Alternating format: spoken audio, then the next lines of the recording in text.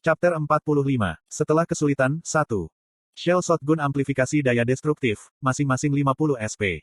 Meskipun saya menggunakan peluru biasa melawan Chrome Wolves, saya menggunakan 5 dari peluru khusus ini untuk menghancurkan dinding dan membunuh si pembunuh. Dengan kata lain, saya mengonsumsi 250 SP dalam waktu kurang dari 1 menit. Itu adalah pengeluaran yang diperlukan untuk menghancurkan dinding ruang pemeriksaan, dan karena saya berhasil menyelamatkan Rahel, saya tidak terlalu menyesalinya. Saya mengulurkan tangan kepada Rahel, yang ambruk di tanah. Dia menatap tanganku kosong sebelum bangun sendiri. Aku menarik tanganku kembali dan dengan canggung menggaruk pipiku. Petik 2. Rahel menatap dinding yang rusak di sebelah kanannya. Dinding yang diperkuat ruang pemeriksaan dalam keadaan menyesal karena cangkang senapan saya. Oh, penghalang mana menghilang ketika listrik padam. Saya membuat alasan karena pandangannya menusuk hati nurani saya. Mata Rahel berputar dan mendarat di senapanku. Saya buru-buru memasukkannya ke dalam tas saya, tetapi tidak muat karena ukurannya. Aku cepat-cepat berbalik dan mengubahnya ke bentuk pistol sebelum menyimpannya. Daripada itu, saya melihat tubuh Rahel. Dia penuh dengan luka, dan dia mengalami pendarahan yang sangat mengkhawatirkan. Saya harus khawatir tentang keselamatannya, tetapi untuk beberapa alasan, saya memikirkan benih Evandel terlebih dahulu. Darah Rahel akan menjadi makanan yang sempurna untuk itu. Kamu terluka. Aku melepas tas ikat pinggang di pinggangku. Untuk memberikan penjelasan singkat tentang tas sabuk ini, itu adalah kit darurat serbaguna yang dibuat dengan kombinasi dari semua ketakutan dan kekhawatiran saya. Antidot, ramuan, obat penghilang rasa sakit, obat penenang, perban, kasa. Segala macam obat dan persediaan obat ada di dalam tas ini. Tentu saja, ramuan pemulihan, yaitu, ramuan pemulihan luka eksternal, juga termasuk di dalamnya. Meskipun ramuan pemulihan sedikit di sisi yang mahal, mereka murah dibandingkan dengan apa yang bernilai darah Rahel. Ini, ramuan pemulihan luka eksternal. Ketika saya memberinya botol kaca berisi cairan merah, mata Rahel membelalak karena terkejut. Sebelum aku memakainya, aku akan menghapus darahmu terlebih dahulu. Karena saya gugup, saya merasa bibir saya mengering. Saya membasahi bibir saya dengan air liur sebelum bertanya, bolehkah saya? Petik 2. Rahel mengangguk. Dia telah memberi saya izin. Pertama, saya mengeluarkan kain kasa dari sabuk saya dan menyeka darah yang mengalir dari lengan kirinya yang terluka. Saat saya mengeluarkan lebih banyak kain kasa, saya menyimpan yang bekas ditumpuk satu sama lain tanpa membuangnya. Begitu lengannya sebagian besar bersih dari darah, saya membasahi kasa dengan ramuan sebelum mengoleskannya ke kulitnya. Segera, Rahel mengepalkan giginya. Ramuan memiliki sensasi menyengat ketika dioleskan di kulit, semacam antiseptik. Saya berencana untuk menyembuhkan lengan kirinya terlebih dahulu, tetapi Rahel tiba-tiba meraih saya. Dia berbicara untuk pertama kalinya sejak kami bertemu. Petik 2. Di sini dulu. Dengan itu, dia menunjukkan pergelangan tangan kanannya. Itu adalah luka serius. Daging dan ototnya terpotong seluruhnya dan tulangnya terlihat. Jika luka itu hanya sedikit lebih dalam, pergelangan tangannya akan terputus. Tapi yang mengejutkan, tidak ada darah yang keluar dari luka. Tampaknya Rahel menutupi luka itu dengan kekuatan sihirnya. Anda seharusnya memberitahu saya sebelumnya. Petik 2. Saya benar-benar terkejut. Dia sepertinya hanya menderita luka dan goresan ringan, jadi saya fokus pada darahnya dan merindukan bahwa dia memiliki luka yang membutuhkan perawatan segera. Kapan saja dan kamu harus menyerah menggunakan rapier selamanya. Meskipun menelan biaya 7 juta won, ramuan pemulihan luka eksternal tidak maha kuasa. Daerah sensitif seperti saraf seseorang harus segera dirawat. Kalau tidak, bahkan otoritas penyembuhan tidak bisa berbuat apa-apa. Ini akan menyengat. Banyak. Saya menuangkan sisa ramuan ke lukanya dan membalut perban. Rasa sakitnya pasti sangat kuat, tetapi Rahel menahannya hanya dengan erangan singkat. Saya meletakkan 3 lapis perban di lukanya. Dengan ini, perawatan menjadi lengkap. Ketika aku melepaskan lengannya, Rahel berjongkok di tanah dan memutar kakinya. Mudah untuk melihat bahwa dia berjuang untuk menahan rasa sakit. Saya mengambil tumpukan kain kasa berlumuran darah dan memasukkannya ke dalam tas salib saya. Sementara saya menunggu Rahel pulih, saya menyalakan laptop saya. Peringatan perubahan pengaturan ada di sana seperti yang saya harapkan. Lancaster Alex.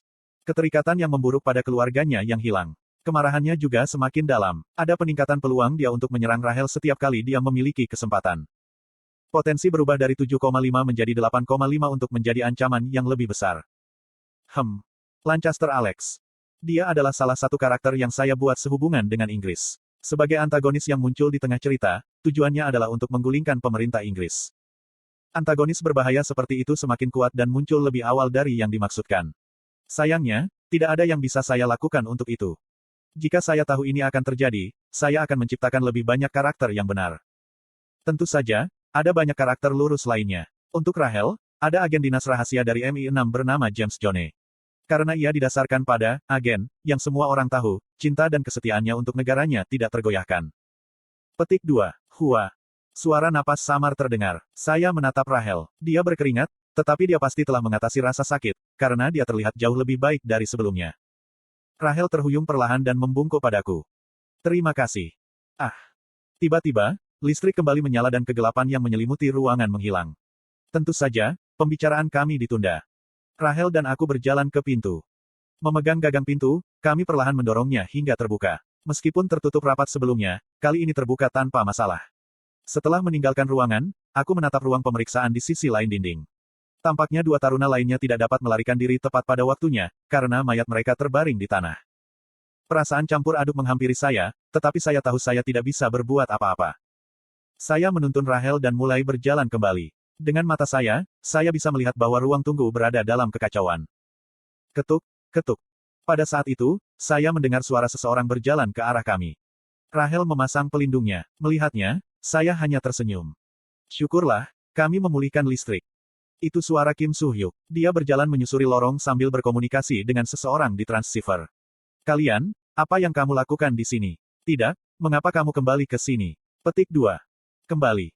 Bukankah kalian? Kim Soo-hyuk berhenti di tengah-tengah kalimatnya seolah-olah dia ingat sesuatu. Dari reaksinya, saya juga punya ide tentang apa yang terjadi. Jin yang bisa membuat ilusi dengan bentuk pasti ada.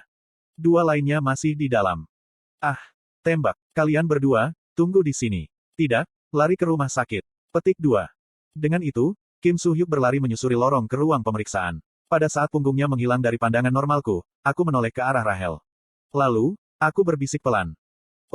Aku mungkin harus segera berbohong, jadi ketika saatnya tiba, tolong cocokkan kata-kata denganku. Jika mereka mengetahui bahwa saya membawa senjata pribadi saya akan dikeluarkan. Petik 2. Rahel mengangguk atas permintaanku. Setelah gangguan besar, dalam bayangan diam dari ruang tunggu yang sekarang kosong, kegelapan tiba-tiba muncul, tumbuh dalam ukuran sampai membentuk sosok manusia. Sosok itu adalah seorang anak laki-laki pendek yang lucu. Senyum yang dalam muncul di wajah bocah itu. Bos, saya hanya melihat sesuatu yang luar biasa. Petik 2. Bocah itu, Drun, datang untuk mengamati Kim Ha-jin sesuai perintah bosnya. Saat ini, ia tidak bisa menyembunyikan kegembiraannya atas apa yang dilihatnya. Dia sepertinya akhirnya mengerti mengapa bos begitu tertarik padanya. Senjata, ini adalah hadiah yang terkait dengan senjata. Ini bukan hanya anti-sihir. Petik 2. Untuk sekarang, kembali. Saya akan mendengarkan Anda nanti. Namun, bos memotongnya dengan dingin. Baik. Bos tidak menyenangkan, Drun menggerutu ke dalam saat dia berubah menjadi kegelapan sekali lagi. Selanjutnya, ia mengirim pesan kepada anggota rombongan lainnya. Jungyong, bagaimana naga ular? Apakah kamu membunuhnya? Menghadapi angin laut yang jernih, Oh Jun-hyuk duduk bersila di atas batu. Dia masih berusaha memahami apa yang baru saja dia saksikan. Seekor naga ular muncul dari laut, tapi... Oh Jun-hyuk. Seo Yongji tiba setelah semuanya diurus. Oh Jun-hyuk berbalik ke arahnya. Apa yang sedang terjadi? Bukankah Anda mengatakan naga ular muncul? Petik 2. Kamu tahu itu dan kamu selarut ini. Saya mengalami masalah dalam perjalanan ke sini. Tiba-tiba monster melarikan diri dari laboratorium. Saya harus mengurusnya sebelum datang ke sini. Jadi, di mana naga ular? Petik 2. Itu diusir, jauh ke laut. Hah? Ular naga adalah anggota keluarga naga, tetapi itu tidak berarti mereka sangat kuat. Dalam hal sistem peringkat standar asosiasi, naga ular berkisar dari peringkat tinggi tingkat menengah 1 hingga tingkat tinggi 7. Dibandingkan dengan beberapa monster lain yang harus dihadapi pahlawan kaliber mereka, Serpent Dragon tidak terlalu menakutkan. Pertama, Serpent Dragons tidak agresif. Mereka tidak tahu bagaimana bertarung, dan karena kecerdasan mereka, mereka takut sakit. Tentu saja, itu adalah cerita yang berbeda jika naga ular menemukan Cintamani 1.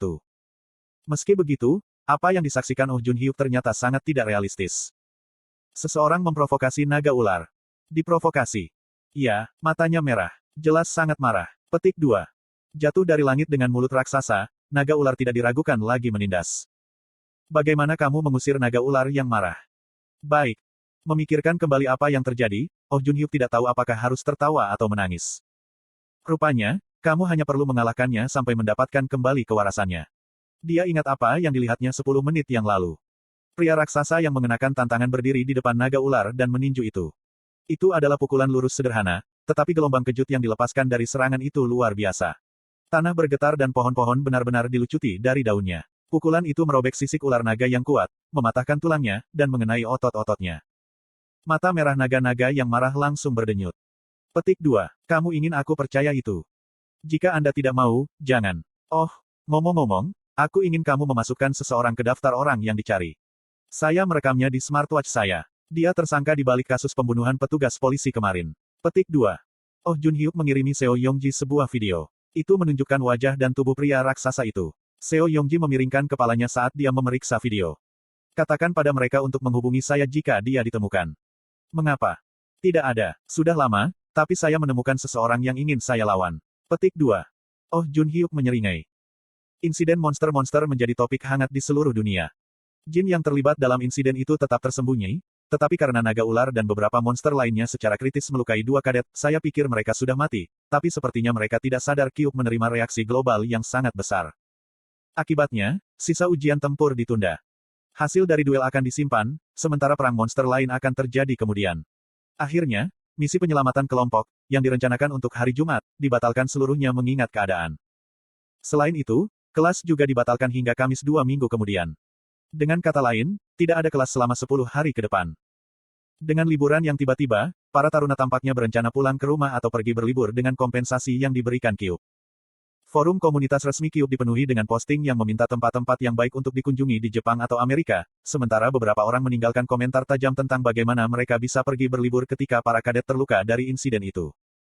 Bagaimanapun, tidak ada masalah yang memiliki relevansi dengan saya. Bahkan sekarang, saya sedang duduk di kamar asramaku, melindungi tempat tinggalku. Petik 2. Oh, apa baru saja makan? Benih Evandel, benih penyihir yang saya dapatkan dari tahap tersembunyi Gunung Gari sekarang mengisap darah Rahel. Kasa yang berlumuran darah telah kembali ke warna putih. Setelah 3 bulan berlalu, seorang penyihir yang baik hati akan lahir, yang akan menjadi penolong terpercaya saya. Pada saat itu, rasa sakit yang tiba-tiba menguasai saya.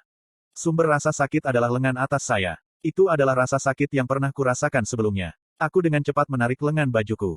Garis stigma lain sedang tergambar di lenganku. Tenang dan bersabarlah, Kim Hajin. Anda pernah merasakan sakit ini sebelumnya. Anda dapat melakukan lebih banyak hal dengan stigma-stigma lainnya. Misalnya, Anda dapat menempatkan lebih banyak kekuatan sihir ke dalam peluru. Petik 1. Saya tidak bisa melanjutkan pemikiran saya yang menggembirakan karena rasanya seperti seseorang menusuk otak saya dengan pisau. Pikiranku terputus, dan aku mengepalkan gigiku, tidak bisa berteriak. Di depan rasa sakit yang luar biasa ini, kesadaran saya perlahan memudar. Wow, sudah begitu lama. Di sisi lain, Chae Nayun kembali ke rumah. Rumah keluarganya adalah rumah tradisional Korea dengan atap ubin dan atap. Namun, itu hanya di luar. Bagian dalam rumah itu besar dan rumit dan tidak berbeda dengan kastil Eropa. Selamat datang kembali, Nona muda. Dengan senyum hangat, seorang kepala pelayan menyambut Chae Nayun. Lama tidak bertemu, kakek. Aku khawatir sakit. Saya bersyukur kamu selamat. Hanya 2 orang yang terluka. Tidak ada pengunjung biasa yang terluka juga. Petik 2. Chae Nayun membungkuk kepada kepala pelayan yang telah melindungi rumahnya selama 30 tahun. Oh benar, sudahkah barang yang aku pesan di sini? Itu tiba kemarin. Iya nih. Oh dan Kyuk mengirim beberapa dokumen. Dokumen. Kepala pelayan mengangguk. Iya, mereka tampaknya sedang memeriksa laporan. Ada 24 dari mereka. Petik 2. Oh itu, kirim kembali ke asramaku. Saya tidak ingin memikirkan sekolah ketika saya. Tidak, tunggu. Petik 2. Chae Nayun mengingat kekuatannya saat dia melawan kuda 1000 mil. Kadet lain pasti sangat terkesan telah mengirim begitu banyak laporan. 24. Itu berarti hampir 25% dari kelas telah menulis tentang prestasinya. Huhu, kirim ke kamarku. Saya ingin membacanya. Petik 2. Ingin tahu pujian macam apa yang akan ia dapat? Chae Nayun berbicara. Iya, mengerti. Kepala pelayan membungkuk dengan hormat. 1. Permata yang memenuhi harapan dalam tradisi Hindu dan Buddha. Naga bersayap akan berusaha mendapatkan objek ini untuk mendapatkan sayap dan naik ke surga.